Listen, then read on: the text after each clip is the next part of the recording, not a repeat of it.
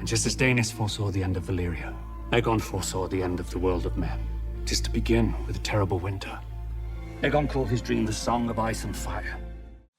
Welcome back, everyone. It's Charlie. This will be my full House of the Dragon episode 1 video. There's a whole bunch of Easter eggs for Game of Thrones, a bunch of new lore that they introduced to the series, so we'll break it all down. If you're brand new to the channel, I'll be doing videos for all the episodes. Be sure to subscribe to get them all. We're doing a giveaway for HBO Max subscriptions. All you have to do to enter is be a subscriber and just post your favorite moment from the episode on the video. Careful for spoilers. If you haven't seen the episode yet, we'll just go through shot by shot talking about Easter eggs and WTF moments as we go along. Some of the references were a little more obvious than others, like they literally say "A Feast for Crows" in A Song of Ice and Fire during the episode. Everybody pointing at the screen saying, "Oh my god, they said the thing." But the title of the episode is Heirs of the Dragon. That's a reference to the Fire and Blood book that they adapted for the show. It's like a Targaryen history book written as a history book. It's not written like A Song of Ice and Fire where each chapter is written from each person's perspective. But Heirs of the Dragon is like literally the title of a chapter from Fire and Blood that details what happened to all of Aegon the Conqueror's heirs and the Targaryen kings that came after him. So when the show begins, like the actual present day of the show, Viserys the First Targaryen is the 4th Targaryen king of Westeros. The voiceover at the beginning of the episode during the Great Council of 101 AC is actually coming from the older version of Rhaenyra Targaryen though, which we won't meet till like halfway through the series when they do a big time jump. The version of Rhaenyra that we see in this episode is like the younger version along with the younger version of Alicent. For the most part though, everybody else on the show is playing the younger and the older versions of their characters, but some people who have seen that far ahead in the series say that the time jump is relatively seamless, so it's not quite as weird as it sounds. When she talks about the first century of the Targaryen dynasty, that's just a reference to what's happened to the realm since Aegon conquered Westeros. And the whole idea that leading up to this event there were a lot of conflicts, like there was a lot of turmoil before King Jaehaerys became king, but during Jaehaerys' reign, like he's an old man here, during the past 50 years during his reign, there was this great period of prosperity in the realm. So it's kind of like on the main show, they talk about all the Stark children and the other young characters being sweet summer children because they know nothing of winter. Like you were born during the long summer, everything has been great while you've been alive. Later in the episode, you hear Rhaenys joke about the other young knights in the realm. They know nothing of real war. This just meant to foreshadow things eventually going off the rails. There are a couple battles during this season, but obviously the real foreshadowing is for the eventual Dance of the Dragons, the Targaryen Civil War, that the show is really building up to. So the actual episode actually begins with this quick flashback to the Great Council of 101 AC. It's at Harrenhal, and notice how they got a big visual effects upgrade. Like this is meant to be way more book accurate than the version of Harrenhal that we saw during the main show, where King Jaehaerys basically calls all the lords of the realm to come have a vote in who their next king is going to be so that he can prevent a war. They pick Viserys instead of Rhaenys, who had been ahead of him in the line of succession, so Rhaenys was the only daughter of Jaehaerys' last surviving son, the previous heir, who had died just prior to this, causing the big uproar necessitating the Great Council. Jaehaerys lived for a long time, so he had many children, but most of them met either untimely ends, they were women, or they abdicated the throne at an early age. What ended up happening, though, is that Rhaenys became known as the Queen Who Never Was because twice she was passed over for the succession, not just this one time during the Great Council, this was the second time it happened. When her father, King Jaehaerys' previous heir, died, she was still in her mother's womb, but immediately upon learning of the death, Jaehaerys passed over the unborn Rhaenys in favor of his younger son, Baelon Targaryen. The only problem is that Baelon also died an early death before Jaehaerys, leading to the Great Council here. Later, Rhaenys was named the Queen Who Never Was by the court fool named Mushroom, who a lot of the maesters went to chronicle the events of the Targaryen family history for Fire and Blood. There is no version of Mushroom that I could see during episode 1. I don't know if they're going to do him as a character during the series, but it's always possible. Fun fact, we make a lot of sister-wiving and twincest jokes with Game of Thrones in House of the Dragon. There's a lot of it happening before your eyes in episode 1 here. Really good example is Viserys' father and mother were brother and sister inside the line of succession. So they went full Jaime and Cersei. But it was actually King Jaehaerys who legalized the Targaryens marrying each other within the family. That's why later when Daenerys and Jon Snow start getting it on, Daenerys doesn't think that it's weird, like, oh, we've always done things this way in my family. But when we start making all the sister-wiving jokes, obviously that led to the Targaryen madness developing because their genetic pool just got worse and worse and worse. Really good example of this manifesting during the episode is Viserys' festering wound on his back. Like, he says that he got cut by the Iron Throne, which is also a big Easter egg in and of itself. Like, there's this belief in the realm that the Iron Throne will basically reject anyone who's not meant to sit on it, so the more you get cut by it, the more people will believe that you're not meant to sit on it. During the episode, Viserys keeps talking about how he gets cut by the Iron Throne. At the end of the episode, he also gets cut again when he's banishing Daemon Targaryen. But the funny thing about this is that pretty much anybody who sits on the Iron Throne gets cut by it. Like, it is the most stabby, cutty throne that you've ever seen. I'll talk about it in a second too, because it got a huge visual upgrade. Like, obviously there are hundreds and hundreds of swords here all over the place, as opposed to the version of the Iron Throne we saw in the main series. There's a reason for that. But the whole idea here during the Great Council is that Rhaenys was voted down by all the Lords of the Realm pretty much unanimously, which is why there wasn't a war over the succession. She just kind of rolled with it, because if she had started a war, it was basically going to be her against the entire realm. The difference with the Dance of the Dragons, the Targaryen Civil War, is that the realm's allegiances were kind of split down the middle. During the last part of the voiceover, when the older Rhaenyra says that the only thing that can tear down the House of the Dragon is itself, she's also literally saying the name of the show in her sentence here. But the voiceover is meant to foreshadow the eventual Dance of the Dragons Targaryen Civil War, where literally it's Targaryen versus Targaryen, decimating their family, leading to the death of almost every single one of their dragons. Only a few dragons survived, and most of their family also died. Then the other major change here is obviously to the actual intro scene. I don't know if this is going to be the intro scene for all the episodes or if it's going to be different for episode 2, but obviously it's almost like there is no intro scene. Like, how are we going to beat the Game of Thrones intro scene because it was so cool? Well, we're not going to do an intro scene. We'll win by not playing that game. Hopefully this is just like a thing for episode 1 and we'll get to like a more normal intro when we get to episode 2. Most of the theme music is new, but there are a lot of songs and a lot of cues that they use, a lot of Easter eggs for music from the main series, or a lot of remixed music with themes from the original series. Another huge change from the original series is there's actual text to sort of set you up for where things begin in the timeline. Literally mentioning Daenerys Targaryen and the Mad King. What they're saying is that the events of episode 1 largely take place 172 years before Daenerys Targaryen is born and Jaime Lannister kills the Mad King, her father, during Robert's Rebellion. The actual events of Game of Thrones episode 1 took place many years after that. Then right after they mentioned Daenerys Targaryen in that intro scene, they show Rhaenyra riding Cyrax in the sky. Huge visual scene upgrade, all the dragons, all the special effects get this huge upgrade, but they're playing some of Daenerys Targaryen's theme music. So they kind of want you to think of this parallel between Daenerys Targaryen and Rhaenyra Targaryen. They are very different characters, like they have slightly different personalities, but they also want to foreshadow that she's on a similar path to Daenerys. Like, there's this potential that she could either be a really great figure, or she could eventually succumb to the Targaryen madness and meet a very, very WTF untimely end. They try to give you a vibe for her character just in general in the first episode. She's kind of like an Arya type of Daenerys figure, someone who's very independent, doesn't have a lot of time for a lot of the courtly behavior that people would expect of normal highborn ladies, as opposed to her best friend during this period, Alicent Hightower, who seems like she's all about all this courtly behavior. They give you a quick tour of King's Landing in general. Like I said, everything gets this huge visual upgrade. You see a version of the Dragon Pit intact. The version that we saw in the main show had been destroyed by that point in the timeline. It was actually built by King Maegor. They reference him a couple times in the episode, Maegor the Cruel. And it was built on the site of a former great sept after the last great uprising of the faith.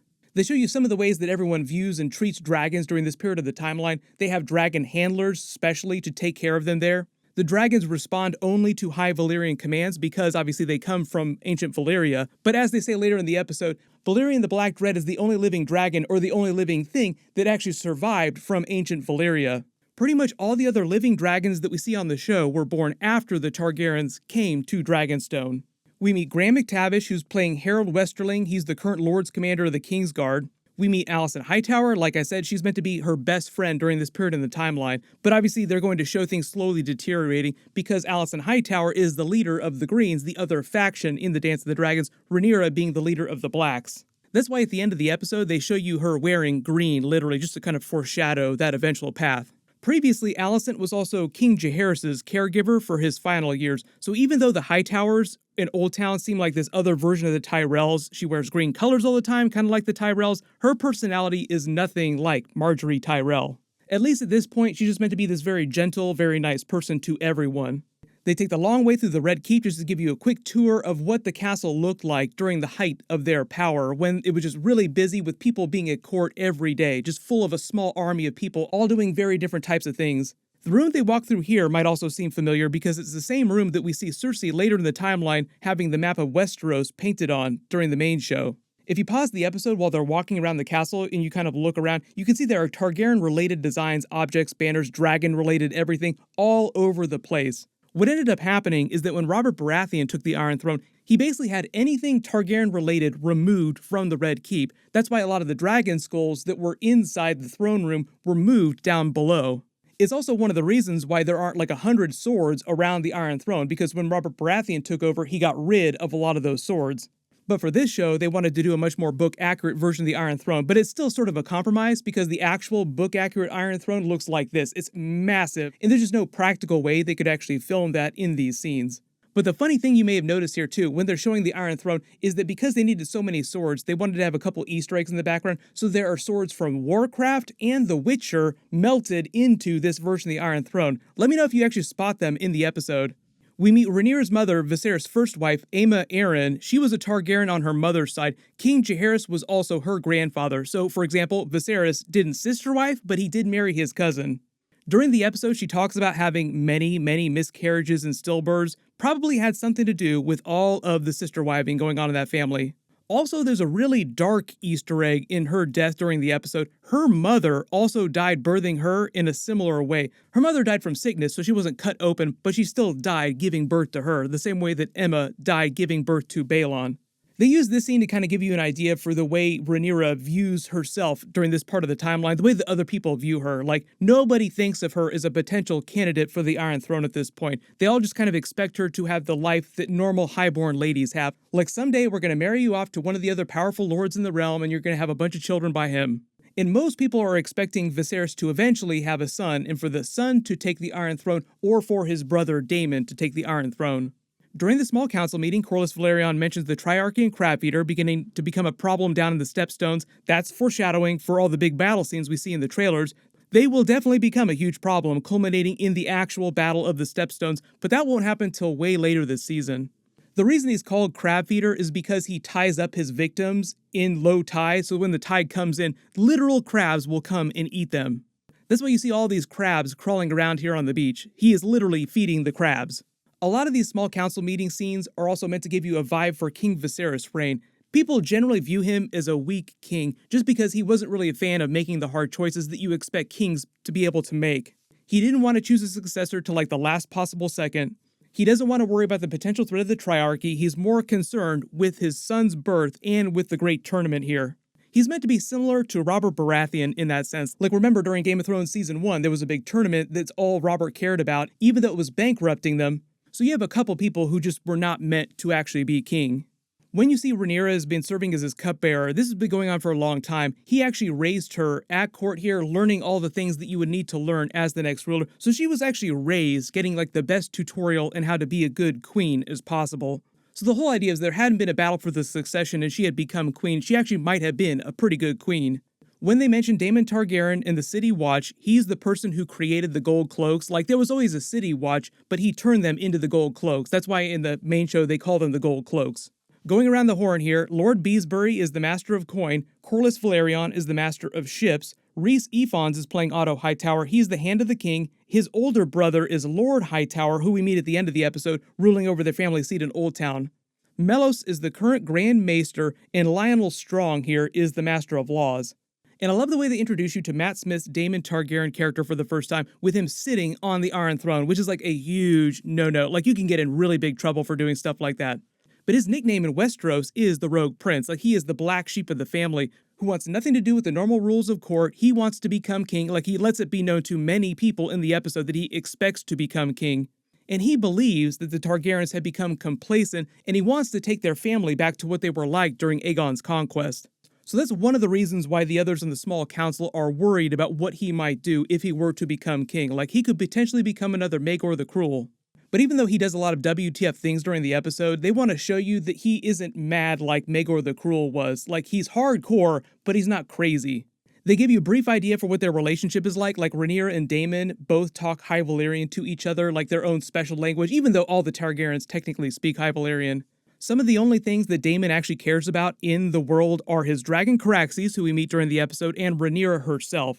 They have this weird flirtatious chemistry going on between the two of them, but he's about 12 years older, and she's actually really young at this point in the timeline, so it actually takes a while before they go full Jaime and Cersei, but things are like slowly heading in that direction. We see Rhaenyra and Alicent in the Godswood of King's Landing under the Heart Tree with a face carved into it. There is a Godswood in King's Landing, you just don't see it during the events of the main series. They're reading the story about Nymeria and the 10,000 ships. That's kind of an Easter egg for them actually doing a version of the show on HBO eventually. Like, they're actually developing a version of a Nymeria show. But in this scene, she's also meant to be an example of a very independent woman like Rhaenyra wants to become. Kind of like an Arya Daenerys type of situation. When she talks about seeing the wonders across the narrow sea, she's talking about Essos. We do see a little bit of Essos later in the series because of what's happening with the Triarchy. Also, this whole lesson that they have here about Nymeria heading to Dorne, being pursued by the ancient Valyrians, is meant to be a reference to the fact that in present day of the Seven Kingdoms, Aegon the Conqueror and the subsequent Targaryen kings up to this point haven't been able to conquer Dorne. So right now, technically, it's still the Six Kingdoms in Dorne. They also set up a lot of foreshadowing with King Viserys' character with his festering wound from the Iron Throne. Like I said, it's meant to be a portent of his ill health, and it's just going to continue to get worse and worse and worse through the show. He's kind of like a Sean Bean type of character in that way, kind of like a Ned Stark. Like, oh, he's clearly going to be a main character. Then all of a sudden the rug gets pulled out from under you like, oh, goodbye. Because the actual Targaryen Civil War, the Dance of the Dragons, is the battle for the Iron Throne. It can't actually begin until there is no one sitting on the Iron Throne, so he has to die before it can start. So this is like this big ticking clock for his character, so don't be surprised if you see more scenes where he's like, wow, this wound is getting a little bit worse. Suddenly I have this weird persistent cough. They make a reference to Aemma not bathing in hot water, which is meant to be a mirror for Daenerys in Game of Thrones Episode 1, taking the scalding hot bath, not being burnt by fire because dragons cannot be burnt by fire. They mention Visenya and Vhagar. The Visenya they're referencing is Aegon the Conqueror's sister wife, Visenya, and Vhagar is the current oldest living dragon on the show, because Balerion the Black Dread has died recently. Viserys talks about the dragon dreams that he had of his son Balon, similar to Daenerys' visions, but just like Daenerys, the twist here is that Viserys is also kind of misinterpreting what the visions mean. When he says he heard all the sounds of battle and all the dragons roaring as one, he was probably actually seeing the coming Targaryen Civil War with everyone's dragons fighting each other. And when he says he places their son on the Iron Throne, eventually they do place one of Viserys' sons on the Iron Throne, but not the son that he thinks it's going to be. Then we actually meet Daemon Targaryen's new Gold Cloaks version of the City Watch and have this huge WTF montage of them just killing as many criminals as they can get their swords on. Like I said, it's meant to be evidence that the people in the small council use that Daemon will eventually become a very cruel king like Maegor. But also when he's justifying his actions, he's not wrong. Like Daemon says, we have all these nobles coming. Viserys even backs him up saying, oh yes, ever since grandmother died, King's Landing has gotten worse and worse and worse. The grandmother he's talking about is King Jaehaerys' wife, Queen Alysanne. Probably the most WTF scene here, though, is the dude getting his junk cut off. So RIP, it just reminds you of what Ramsay Bolton did to Theon Greyjoy. So pour one out for them. The other thing that's going on here too, this part of the city is near Flea Bottom. They also call Daemon Targaryen the Lord of Flea Bottom. So he's like the most hated and most beloved person on Westeros at the same time. So like half the people really hate him and the other half really love him. But the other big connection to him being called the Lord of Flea Bottom here is because we see him in so many brothels near this area later in the episode. There's a couple scenes to sort of set up the dynamic between him and the rest of the small council. Like, obviously, Otto Hightower really does not like him, but the whole idea is that Otto Hightower isn't meant to be like another version of Littlefinger or even like Tywin Lannister. But they both hate each other with a fiery passion. When Daemon makes a joke about his wife, Rhea Royce, she lives up near the Vale. That's where he gets banished to by Viserys at the end of the episode. The reason why he doesn't really care about her is because it's a marriage that was forced on him, like a lot of highborn people get marriages forced on them just to form alliances that have nothing to do with them loving the other person. Speaking of lovers, we meet Mysaria for the first time. She's going to be a pretty big character during the series. Her nickname given to her by the people around her is Misery. She's kind of like a version of Littlefinger, Varys, and Melisandre all mixed together. She eventually becomes Mistress of Whispers to Rhaenyra Targaryen and just continues to be Daemon's lover. They finally have the Heirs Tournament. It's a vastly upgraded version of the tournament that we saw in Game of Thrones Season 1. A lot of familiar moments here, like they show you a lot of different great houses. They try to show you a much bigger version of what a great tournament would look like. But mostly this is here to introduce the Criston Cole character. He's born the steward of the current Lord Dondarrion, which will make you remember Beric Dondarrion from the main show. He's kind of like a mixture of Brienne of Tarth with Jaime Lannister. Like he really wants to become a knight, do all these good things, become a member of the Kingsguard, like Brienne does, but winds up getting mixed up in a lot of really, really spicy stuff, classic Jaime Lannister style. They also want to show you that he's a much better fighter than Daemon Targaryen, which is saying a lot. Like, Daemon is meant to be one of the best fighters in Westeros, so when Criston Cole puts him on his ass, it's a huge deal. You also notice Daemon Targaryen takes the opportunity to slight Otto Hightower as much as possible by taking out his oldest son and asking for his daughter Alicent's favor. I think his dragon scale armor looks way better in the actual episode than it did in all the promos they released for the episode. It's meant to look very similar to the type of armor that Rhaegar wore during Robert's Rebellion. Zoom in and enhance, you also notice during this scene that Viserys is wearing the cat's paws Valyrian dagger on him. He wears it at all times, really. It's the same dagger that Littlefinger used to start the War of the Five Kings later in the timeline, and then that Arya used to kill the Night King. And for those asking, yes, there are more Valyrian swords, like Daemon uses a Valyrian sword called Dark Sister that you see here. He uses it a bunch of times during the episode. Viserys wields Blackfire, Aegon the Conqueror's former sword that they passed down to each new Targaryen king. There are a lot more Valyrian weapons flying around during this period of the timeline. Some of them have not been lost yet. So like Longclaw, for instance, is still with House Mormont, so the handle will still be designed to look like a bear instead of like a direwolf. But when Daemon Targaryen gives the Valyrian necklace to Rhaenyra, it's still meant to be super rare, like it's incredibly expensive.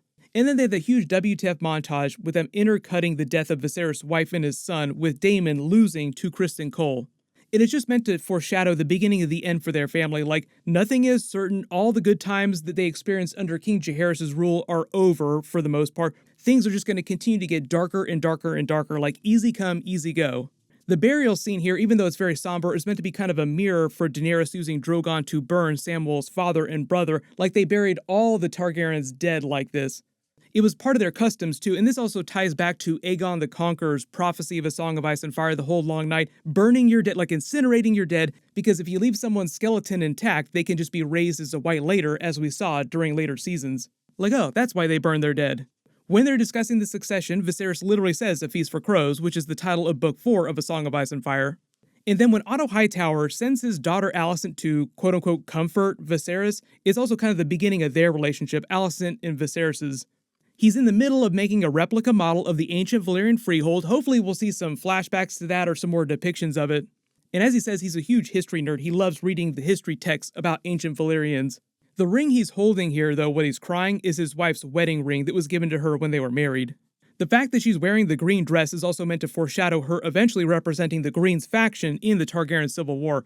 But there's not really that much sinister stuff going on here. Like, Otto Hightower wasn't throwing her at Viserys or anything. Like, he generally thinks that he's doing what's right for the realm, right for the king, and just in general being good at his job. It's just that slowly over time, they spend more and more time together. Eventually, they develop a relationship. Then Daemon basically gets exiled to the Vale for insulting Viserys' dead son, Balon, and as you can see it actually play out, he was mournful of them, like he wasn't trying to mock his dead cousin. Otto Hightower was just giving the information to Viserys out of context, because obviously he kind of hates Daemon, and he doesn't really care about him that much. So Daemon wasn't trying to insult Balon in this moment. It's just another example of Daemon's big mouth getting him in trouble. Like, he still shouldn't have said it, but he didn't mean it the way that Viserys thinks that he meant it. As they're yelling at each other here, he's holding Blackfire. One of the big things is that later in the timeline, eventually the sword does get lost after the Blackfire rebellions. And as Daemon leaves, you can see Viserys get cut by the Iron Throne again. Like I said, another ill portent of things to come. Then the scene of him naming Rhaenyra as his heir happens at the monument that they erected to Balerion the Black Dread, his real skull after his death. Balerion died when he was about 200 years old. That's how he got so big, basically. Viserys was his last rider, but he only rode him one time. So like this whole scene here, especially when they start talking about Aegon, the ancient Valyrians, the Song of Ice and Fire, the Long Night, the Night King, the White Walkers, it's just meant to be loaded with meaning in general. When he talks about the doom of Valyria, he implies that the Valyrians caused the doom because of their greediness and their hubris, thinking that they could control dragons and thinking themselves gods above everything else, when really a lot of people think that the doom was caused by a lot of overmining around the 14 Flames, the area of volcanoes, and that's what caused them to all go off, blowing up this entire area of the continent. They intercut the Lords of the Realm swearing fealty to her in front of Viserys while he also reveals Aegon's prophecy of the Long Night, literally saying that Aegon the Conqueror's real reason for conquering the Seven Kingdoms was to unite the realm and create a force to face the Night King and the White Walkers because of a dragon dream that he had. Like I said, dragon dreams are kind of like visions of the future that they have, but a lot of people can misinterpret them. And Aegon literally called his dream A Song of Ice and Fire, the name of the entire book series. When he tells Rhaenyra that this is a secret that's passed from Targaryen king to each Targaryen king, the way George R. Martin clarified it is that when Aegon had the dream and tried to unite the Seven Kingdoms, thinking about the Long Night, nobody actually knew when it was going to happen, so each new Targaryen king, when they learned about it and kind of took up the mission as their own, thought that it was right around the corner. Nobody knew it was going to be almost 200 years before it actually happened. But also part of the idea here is that had the Dance of the Dragons not happened, and had they not killed off half of their family and most of their dragons, the realm probably would have been much better equipped to fight the Night King and the White Walkers. Daemon then takes his dragon Caraxes and Mysaria back to the Vale. That's probably not going to stick for that long. And just after he tells her the prophecy of A Song of Ice and Fire, they end the episode with her facing camera and the theme song from the main show plays, called A Song of Ice and Fire. Like, the actual song is named A Song of Ice and Fire. It played in the very last episode of Game of Thrones in the outro. But if you spotted any other big Easter eggs or references in the episode that I didn't mention in the video, be sure to write them in the comments. My episode 2 trailer video will post next, and my full House of the Dragon episode 2 video will post next week after they release it. Everyone click here for the new trailer. I'll update the link as soon as I post that, and click here to learn all about the special kind of magic that dragons have. Thank you so much for watching, everyone stay safe, and I'll see you guys in the next one.